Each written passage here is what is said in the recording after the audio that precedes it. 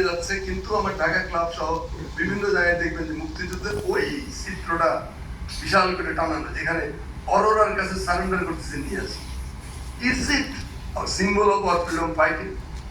এইটা আমাদের মুক্তিযুদ্ধের স্মৃতি, এটা আমাদের মুক্তিযুদ্ধের চিহ্ন, এটা তো গ্লানির চিহ্ন। কারণ ওখানে আমার জেনারেল ওসমানী নাই, তো তাকে থাকতে দেওয়া হয়নি, তাকে আসতে দেওয়া হয়নি। হেলিকপ্টারে গুলিবিদ্ধ করে তারা ওখানে ক্রাশ ল্যান্ডিং করে জাহাজে বেঁচে গেছে।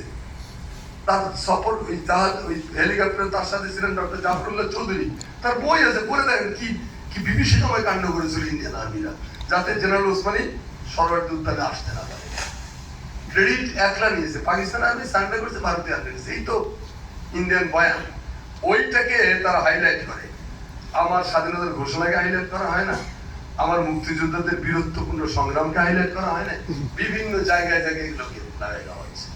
কারণ আপনি যাতে এটা ফিল করেন যে তোর স্বাধীনতা কিন্তু আমার দান, আমি কিন্তু তোকে দান করেছিলাম, বলে তোর মুরাদে বলে দেবে।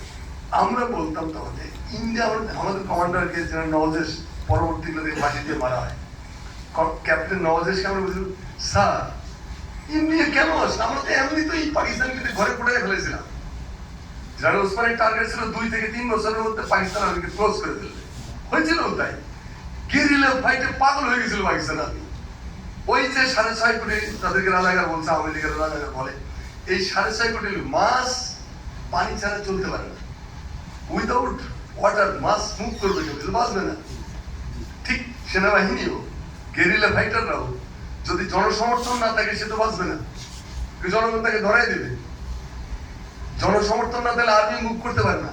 ধরুন পাকিস্তান আর্মি এখানে যাচ্ছে, জনসমর্থন থাকলে পাকিস্তান আর্মিকে তারা সঠিক লাইনটা দিত, কিন্তু তারা এমন বুদ্ধি দিত এই যে এইটা দিয়ে এখান থেকে গেলে ঠিক হতো।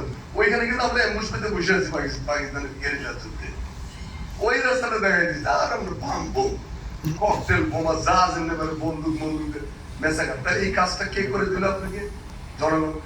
আর আমরা যে আশ্রয় নিচ্ছি, আসতেছি যাচ্ছি, আমাদের খাদ্য দিয়া, বস্ত্র দিয়া, ঔষধ দিয়া, বুদ্ধি দিয়ে, তথ্য দিয়ে হেল্প করতেছে এই লোকগুলোই তো। তারা যদি হেল্প না করতো তাহলে তো আমরা এসে ইন্ডিয়া থেকে দূরে টুকুস টুকুস করে আবার ইন্ডিয়া দৌড়ে যেত, কাদেরিয়া বাড়তি হতো। কাদের সিদ্দিকী সাহেব বিরাট মুক্তিযোদ্ধা, কিন্তু 75 সালের পরে অপকর্ম তো মারাত্মক অপকর্ম করেছে। তিনি ইন্ডিয়ান রয়ের সাহায্য নিয়ে আমাদের সীমান্তগুলোতে ডেইলি অ্যাটাক করতেন, আবার ইন্ডিয়ান হেজিমনি কায়েম করার জন্য। তো কেন তিনি সফল হতে পারেননি? সফল হতে পারেননি, পিপল সাপোর্ট তার পাশে ছিল না, মানুষ তাকে পছন্দ করেনি। এগুলোকে তারা মনে হয়েছে প্রো ইন্ডিয়ান অ্যাক্টিভিটিস, সব পাবলিক রিজেক্ট করেছে।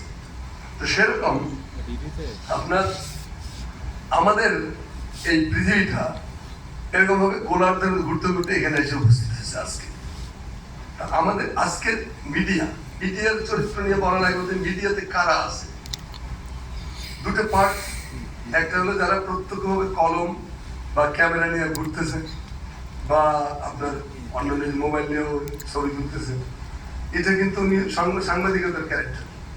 এটা সোশ্যাল মিডিয়ার একটা গুরুত্বপূর্ণ ক্যারেক্টার। এই সোশ্যাল মিডিয়াগুলোকে আমাদেরকে চেঞ্জ করে দিয়েছে, দেখার দৃষ্টিভঙ্গিটা বদলিয়ে দিয়েছে। আমরা যা জানি, নিউজ পত্রিকাগুলো যা বলতো, মিডিয়াগুলো যা বলতো, আমাদের এই সোশ্যাল মিডিয়ার অ্যাক্টিভিস্টরা যা দেখাচ্ছে, ফলে মানুষের মুখ কি হয়ে গেছে। কয়েকদিন ইন্টারনেট বন্ধ করে দিয়েছিল না, কোনো ক্ষতি হয়নি বাংলাদেশে, কারণ বাংলাদেশের মানুষ ততদিনে শেয়ার হয়ে গেছে কিভাবে কানেকশনটা রাখতে হয়। তো